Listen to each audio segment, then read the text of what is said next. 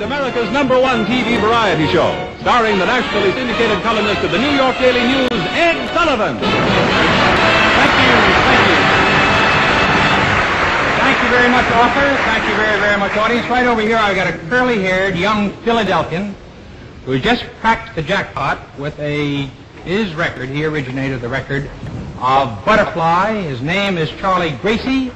He comes from Philadelphia, so let's all join in and give him a terrific hand.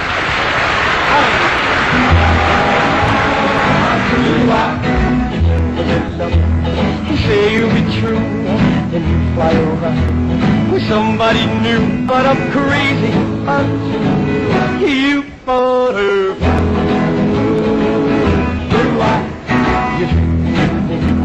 You're making me cry.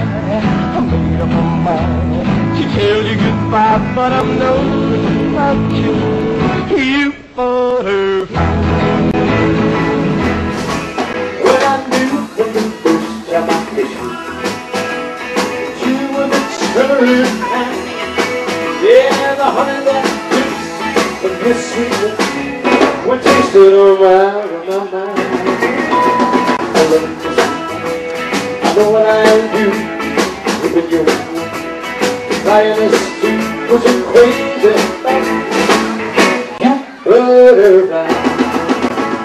One of the biggest rock and rollers in the history of rock and roll, Mr. Charlie Gracie. Hey, Joey, nice to be with you. My buddy there. What a great MC he is, isn't he? Oh, he's fantastic. That's our boy Billy. You know, I spoke earlier too. We had the pleasure of working together a few times. The one time in 2005 was the last summer of Moore's Inlet in North Wildwood. Yeah. You know, and you were so gracious to me back then. Hey, listen, we're all rowing the same rowboat, rowing against the tide. So it's easy to be nice when we're rolling it together. You know what I mean? Oh, I know exactly what you mean. You know, it's a small world and things get around pretty quick. I heard you won the prestigious Icon Award, and that was in the Meadowlands, and it was the Sheridan Rock Con Festival. Yes. Tell us about that. Well, I was invited there along with 100 other artists, so I was not alone, and all the guys all had hit records. I mean, there was the Animals, there was the Shondells, Tommy James, I met a nice fella, and on, Vanilla Fudge and the Turtles. My God, what a thrill it was for me to be with these. They're mostly 60. I was the oldest guy there, by the way. Oh, my gosh. That's amazing. I'm a 50s artist. They were 60 artists, you know. But it was nice to see some of those guys because we had never met before. Wow. Well, you know, your music has influenced, especially, you know, everything you've done in the late 50s. It influenced a lot of rock and rollers' careers, the ones that came out in the 60s, 70s, and 80s. Who influenced your career? Well, you know, when I was growing up as a kid, I started playing the guitar when I was 10 years old. My dad was going to buy himself a suit back in 1946, right after the war. Instead of buying the suit, he bought me a guitar. That's how I got into show business. It wasn't even my idea. It was my father's idea. And growing up in the 40s, I mean, there weren't too many guitar players that I knew about because the banjo was still, like, predominantly more powerful because the amplifier had not been invented yet, you know, at least not that I knew of. And you know, I used to listen to all the big bands because growing up the big bands were still very popular. And of course then came Les Paul in the late 40s, early 50s, great guitar player. But the one guy that influenced me the most was a South Philadelphia guy named Danny Cedrone, who played with Bill Haley's Comets.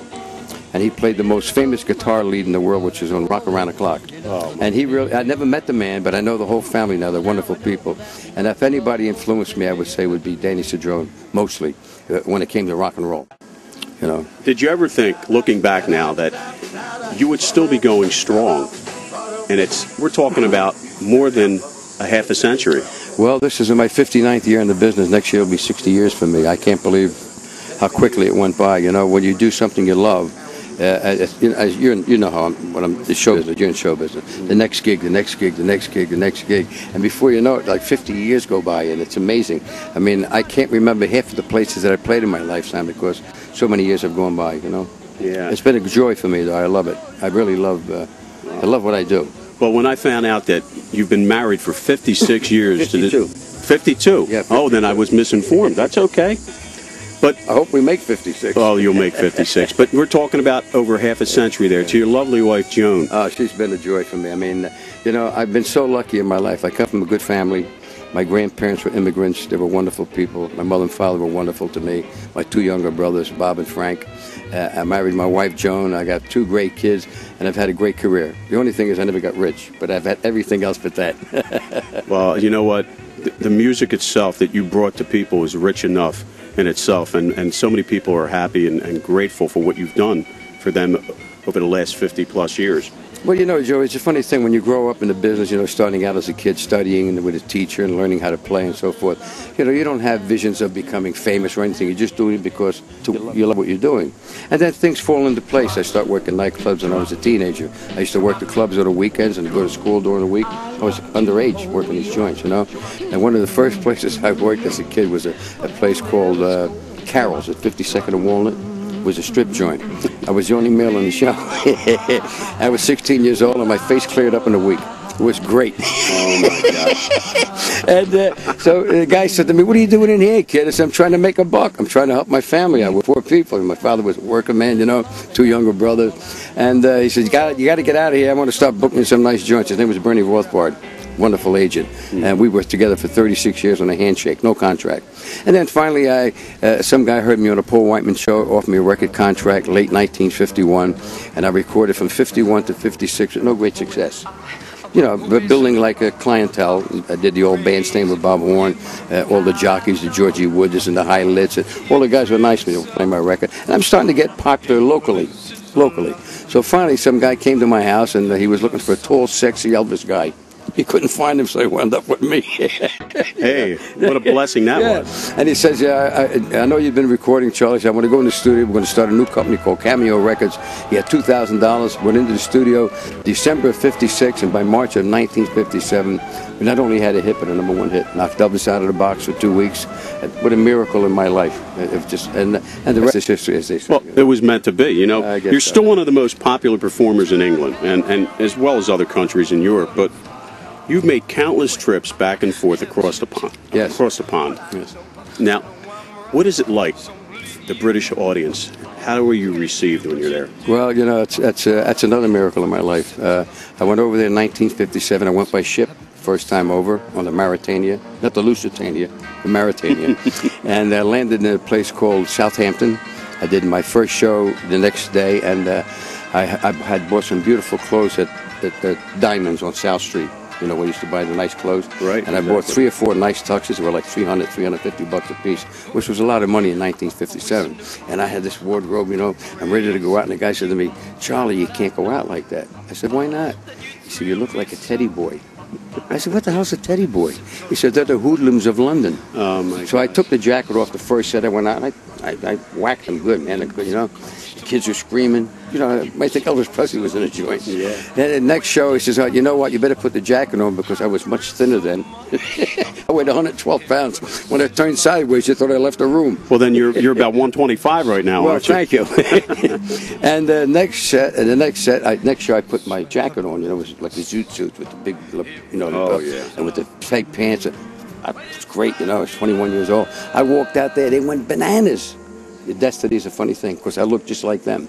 And the rest is history. I did a 10-week tour, sold out audiences. I went back the next year. Joan and I got married.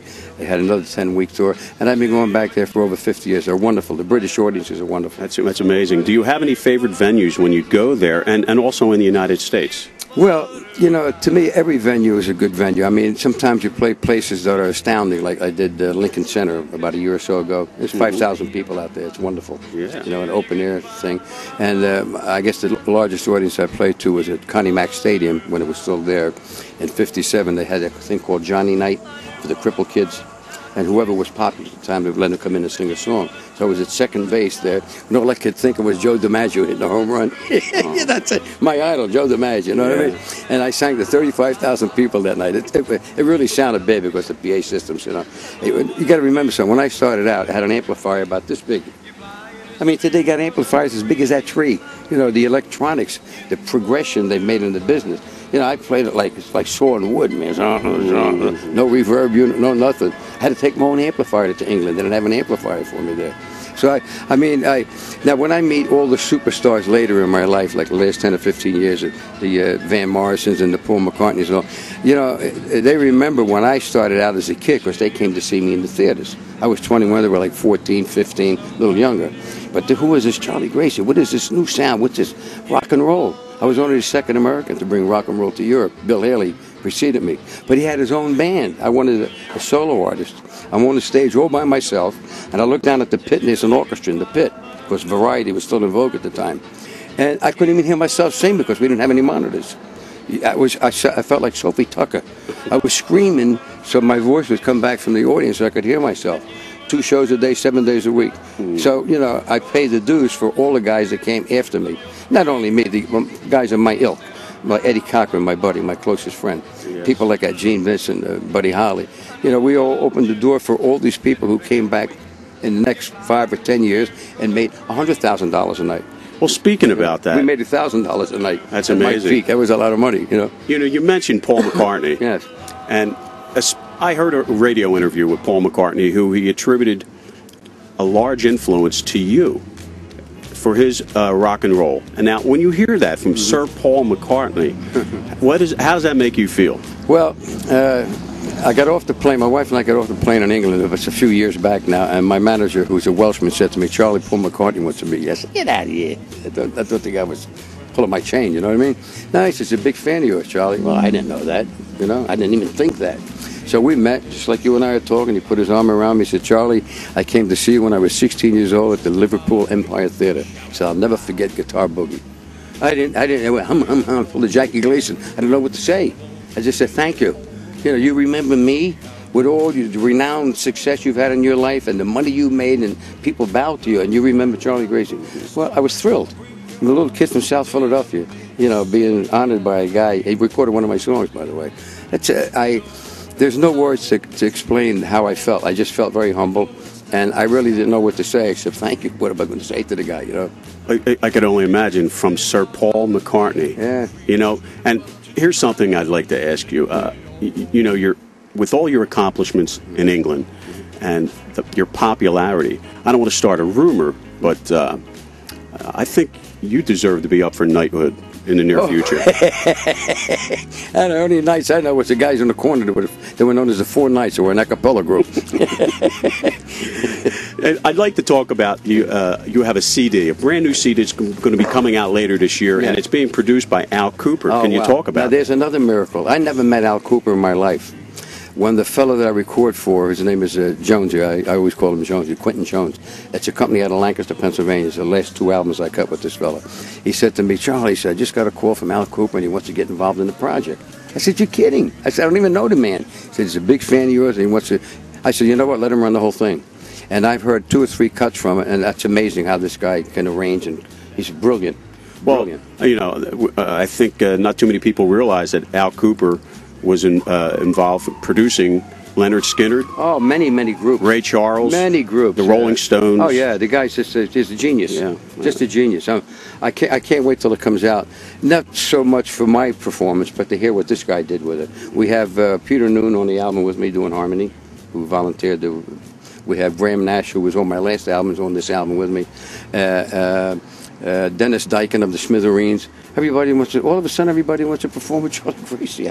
That's mind-boggling to me. But why not? To us, it's not mind-boggling at all because of all your accomplishments and from exactly what you did during the course of your career. I mean, we're talking about over a span of 50-plus years. Right, yeah. Almost 60 now. Yeah, Next year will be 60 It's years. Amazing. And another thing, too, it's not surprising. I hear you like to keep busy even when you're not performing. Yes. So yes. When I heard that you have a book coming out, it's in the works. A fellow by the name of John Jackson, who's done quite a few rock and roll books and a few movies, is writing the book now. We've been conversing by phone and in person, and I'm just telling him my life story. It's where I was born and raised in South Philly, where my grandparents came from, where my father made a living with my grandparents in a house that had 2 bedrooms, no toilet, no bathroom. I mean, that's a tough way to grow up, man. But that's how it was in South Philly. Not everybody, but a lot of homes were like that. No heat, no bathroom, no toilet. you know, made you tough, though. Made you tough. But that's a success story that needs to be told. It really does. And thank God you're coming out with that book, because I said that a few years ago when I viewed your DVD, and I said, it's amazing how much you've done and where you've come from. That why doesn't Charlie Gracie have a book out? So that's amazing. Well, when they did the CD on me, I mean the DVD, that wasn't even my idea either. It was Sean's idea. Sean Swords, the producer, said, "Charlie, I'd like to do your life story." I said, "You don't want to do my life story. I'm an adult person." I said, "I don't take drugs. I don't drink. I'm married to the same girl for 50 years. At the time, it was like 50 years." I said, "I'm a family guy." He said, "Well, that makes your story unique because most guys aren't." Now, there's a few fellas here who know me, and I think they know I'm telling the truth. I mean, that's what you see when you meet Charlie Gracie. What you see is what you get. I'm just a South Philly guy that got lucky for 15 minutes. Listen, when I met Paul McCartney, "How you doing, Charlie? Keep on rocking." Yeah, just thanks, Paul. I said, "Let me say something to you. I was only famous for 15 minutes. You and the fellas were famous for 3 hours. That's the difference." He laughed. He said, "You're right." You know what I mean? He had the longevity of fame. My fame was shortly lived, not through any fault of mine, but that's another story. I don't want to get into that. Most of us were all gypped out of our royalties as kids. You know what I mean? But I made enough money to buy my mother and father a nice home in the suburbs to get the hell out of South Philly, out of the ghetto, and to move into the suburbs. At least I accomplished that much. No, that's wonderful. And you know what? You're very humble. And I'd like to know, I'm sure everybody out there would like to know, what's next for Charlie Gracie? Well, I'm booked till New Year's Eve right now. This is what, June? What are we, July? We're in August right now, the very beginning of August. Yeah. I've been sweating so much, I don't know what day it is. And I'll be in North Dakota and Minneapolis, Minnesota in September. Then I go back to England again in November for another 4-week tour. I just came back from a 6-week tour. And it's amazing how the people just keep coming out to see Charlie Gracie. They're the most faithful fans in the world. And of course, we played. Last year I was in Euro Disney in France. I did Ireland last year. France, Belgium, Holland, Switzerland, Germany, Italy. I mean, I recorded in 4 different countries already. I mean, how lucky can you be? What a lucky guy I've been, you know? Just to be able to do that. With your longevity and talent, I'm not surprised. Well, you know, it's a thrill for me. I love people. I think most people in the world are good. It's that 10 or 15% that cause all the trouble. You know what I mean? But there's a million nice guys like you that want to talk to me and share our show business, you know, activities together. It's just, you know, it's like hanging on a corner. Like we used to hang on a corner years ago. We never had any money to go any place. Hey, Charlie, your mother wants you. We're within calling distance of our mother. We never had any money to go anyplace. So they would call her, "Yeah, Frankie, yeah, Charlie, your mother wants you." Okay, and you run home, you know. We used to hang on the corner at the drugstore, which we had no phones. "Mrs. Kelly, you want her on the phone?" You run back, maybe she'd give you a nickel. You know, you buy a nice big ice cream cone. That or $4. What happened to this country? Everything. Even in a recession, it's still expensive. Yeah. Right? That's when the prices should go down. Yeah. Listen, it's been a absolute honor. To me. Absolute honor. I want to thank you so Joey. much. Thanks. You're a living legend, and you're going to continue to be so for I'm quite a living few anyway. years. I don't know about the legend You're part. a legend, buddy. Thanks again, Mr. Charlie Gracie. Thanks, everybody. Hi, everyone. This is Ed Bonner from KXOK in St. Louis, and it's my pleasure to introduce to you Mr. Charlie Gracie to sing his latest release, Cool Baby. Chua, chua, chua, cool, chua, chua, chua, cool. I love to hold you, yeah, but I'll never scold you. Please don't cry, well I won't lie, you're really mine. Cool baby, you make my heart sing, yeah. You say such sweet things. I swear it's true. I really do. I go for you. Cool baby. Can't you tell that this was meant to be? I can tell that you were meant for me. You're crazy walking, yeah. Makes me talk, yeah. Your lips expand, well, I bet that you do. Come on, surrender.